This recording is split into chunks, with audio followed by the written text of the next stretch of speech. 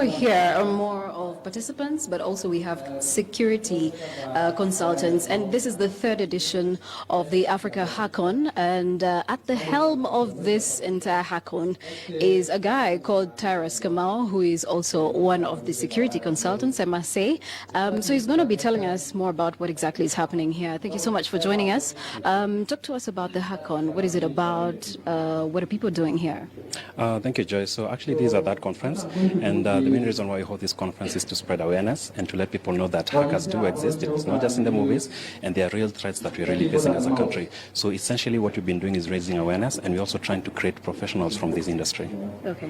When you say trying to create professionals in this industry, are we short of them? Oh, absolutely. As you can clearly see, right from the government, you remember that the Ministry of Foreign Affairs was hacked, and they really didn't catch up with the guys. So that shows that there's a skills gap. And what we're doing as Africa Hackon is going to the universities through our bootcamp programs and getting the brightest and most promising students. And what we do is that we take them through a training that actually brings them up to speed. And that way we can also feed the industry now with the required professionals. All right. So this year's theme is convergence in security. What about it? Ideally, what we did is in the first conference we had techies. In our second conference, we also had developers. So this time around, we brought everyone to the table, right from the corporate suits to the legal fraternity and the techies as well, so that we can tell them we all need to start talking about cybersecurity.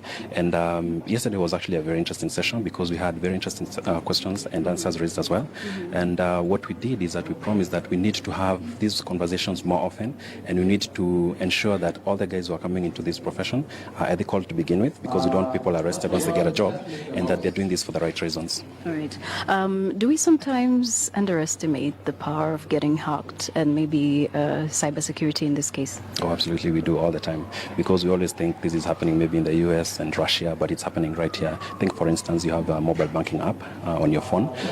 How it can be exploited is something that we go ahead and demonstrate, and we also advise the bank that they should probably take heed and apply some standards when applying some of these applications to the customers. All right. Yeah. So there are quite a number of security consultants. Would like to speak to some, but before that, when this conference ends today, what do you want people to have learned out of it? The takeout is that we do have skilled professionals in the country, and if any companies are looking for professionals to hire in the area of security, then Africa Hackon is a place to come in, and we need to have these conversations more often. These are that conference, as I said, and our dream is that maybe by the next 3 to 5 years, we have about 10,000 people who are practicing security in this country, and we need to also start exporting some of these skills out there in Africa. All right. So there's a guy over there making a presentation. What is it about? He's showing how vulnerable our radio waves are, right from police communication right to air traffic. He's dropping on your chat, although you really don't need to do that, and showing how your wireless mouse can be hijacked to hack your laptop. So that's what he's demonstrating. All right. And are we susceptible to these risks? Yes, we are. Most definitely we are. On a scale of 1 to 10? I'd say we are 11. What? Okay, and how do we guard against them? One of the things that we do is raise awareness, as we're doing here. Mm-hmm. Over and above that, we also do participate in, say, public forums where the government comes and says that we need inputs, for instance, in the cybercrime bill. So there are elements that are probably left out, and it's through such conferences that we try and find out what are those gaps in the law, because we do not want to have someone who's arrested and you cannot prosecute them successfully. All right. Yeah. So we also have app developers here, and we'd like to talk to some of them. Christian was one of them, yes.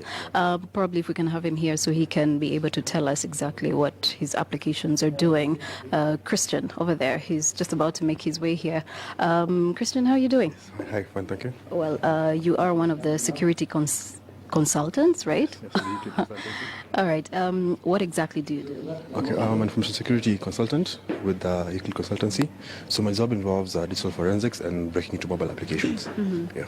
Okay. You are specific with mobile applications, but what are the current trends we are seeing right now in Kenya? Okay, so you can see is people developing mobile applications, but putting security as an afterthought. So what happens is you have insecure applications getting into the market because either they don't know about security or to implement security in their products, or they don't have that knowledge or not to go about it. So what's happening right now is the mobile applications I looked at, mobile banking applications, most of them were actually insecure. So right now, if you're using a mobile banking application and I run a rogue attack on your network, you get hacked and I can steal your data. And as much as that, to extend that a bit further, if I get physical access to your device, I can also get data from the application internally because it's not encrypted, it's stored in plain text. So ideally right now, I can say mobile application not very safe. Mobile banking applications are not very Right, safe. all right. So we're living in an age where we are seeing so many apps coming up. I would say some of them are even taxi applications. But then again, they request for more information that one would actually think is necessary. Do you think we are actually giving too much information when it comes to online requests? Okay, I can say with the context of the tax apps I've looked into, they require the necessary applications, the permissions they've asked for. So I can say those ones are particularly safe. But you might find other applications on the Play Store that require additional functionality that's not really required. I'll give an example of a flashlight application. So a flashlight application asking for permissions for GPS, SMSs, call records, it's Yeah. very suspicious. Yeah. So people should also be aware of such applications. Okay. Yeah. And going forward, what do you think the young people need to develop for them to make money out of these apps? I think apps are a good thing. They offer certain convenience, but I'd say go further into security. Secure a product, it'll make people more confident in using it. I think confidence is a key factor here, and trust. A lot of young people don't develop applications that are problem solving. They only develop them because they think they're fun. That's a problem, right? It could be. Potentially could be. That's what I can say. All right, thank you so much, Christian, a cybersecurity consultant. And now we're going to be speaking to Gabby Mathenge, who is also yet another cybersecurity consultant. And hey, thank you so much for joining us. What do you do? Hi, I'm Gabby Mathenge, and I work for Ernst & Young as a security consultant. Ernst & Young. Okay, when you say security consultant, what exactly do you do for EY? I work as an offensive security consultant, which is basically what we call penetration testing and red teaming. We're hired by organizations to go after, to attack them from the perspective of a bad guy, the IT systems. The IT systems, the environment, the people, and look for holes, exploit them, and also, but then we do it for good, so we teach them how to fix them afterwards. But we still use the same techniques a bad guy would use, a hacker, as people say. So when you say security consultant, another term we use is ethical hacker, so we hack for good. You hack for good.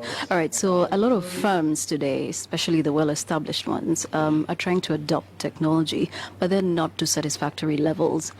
What do you think they need to do or to know? Do you want them to be hacked first before they can adopt technology? Like, what exactly do they need to do to pick up technology faster? Okay. To be honest, I'd like to tell firms not to focus just on the tech. Yes, tech is a great part. It makes a big difference in the ecosystem, the tech ecosystem. But what I see the biggest issue with organizations these days is their people. They ignore their people. They realize, yes, we're going to adopt tech, but with tech comes risks, and our people need to be aware of these risks. Unfortunately, the tech is growing a lot faster than the people are getting aware of these risks, and you end up with an environment that's high tech, like Kenya, for example. We're a mobile first country. All our money these days is in digital format, and M-Pesa, all these mobile money solutions, but there are many risks that come with being this advanced, and unfortunately the people are falling behind. They're not getting ahead of these risks, and that's actually the problem. So yes, adopt tech, but understand tech comes with its own risks, and most of these risks are targeted towards their people. Yes. All right. So, you know, one of the biggest innovations we've had here is the M-Pesa, and we're hoping that with some of the participants who are here, we're going to see a bigger innovation, even bigger than M-Pesa. Do you think we're going to get that out of here today? No. Okay, here we're not trying to compete in person. In fact, we're very grateful to Safaricom hosting us. We're not going to try and mess up you don't bite the hand that feeds you, put it that way. Okay. But what we're trying to, and even we're grateful to Safaricom because they realize the importance of security. Yes, they run M-Pesa, but M-Pesa has risks. Like these stories of the committee guys sending messages.